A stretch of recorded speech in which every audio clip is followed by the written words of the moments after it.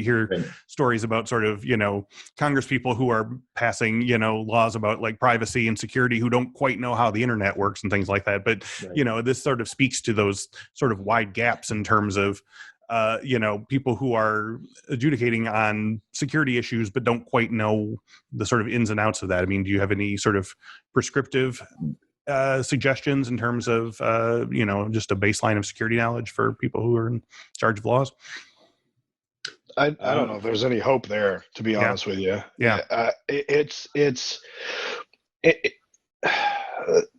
to take it down a level from just the political level, right?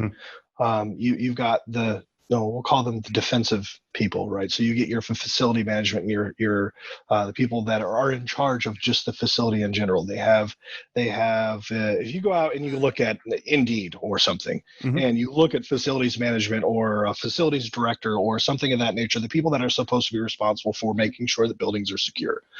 They have lots of defensive titles. They have lots of certificates that they're supposed to have, and all these things that they're all the training.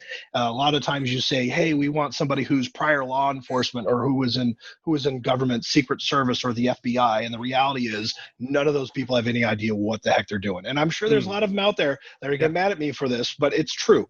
That we crush them. We don't win, we don't beat them, we crush them. We walk right by every single thing that they have in place because we know the weaknesses. And so it's vital that this stuff gets tested, because there is no, I don't want to say there isn't defense. There isn't a current defense outside of hiring somebody like us.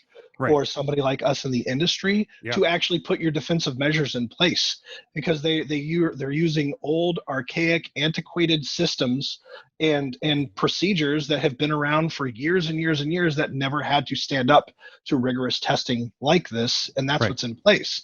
And so a lot of times, especially when you have lobbyists or you have or even when you have politicians, a lot of them are older, and a lot of them fall back to some of these antiquated positions, or think that the best person to secure a building is going to be a Secret Service agent. Right. You're right. The best person to secure a building for an individual target going into that building to make sure that they're not attacked is a Secret Service agent. There you go. Yeah. The best person to secure a building to make sure that nobody can get in is not a Secret Service agent, because that's not their job. That's not what they do. That's not what they're trained for. But yet we have this archaic knowledge or notion that they're the best ones because they protect an individual asset, not a building. So you got to start there first and then work your way up, because those are the people that the government speaks to. Those are the ones that the politicians rely on to give them knowledge, and they're giving them outdated knowledge that is not accurate.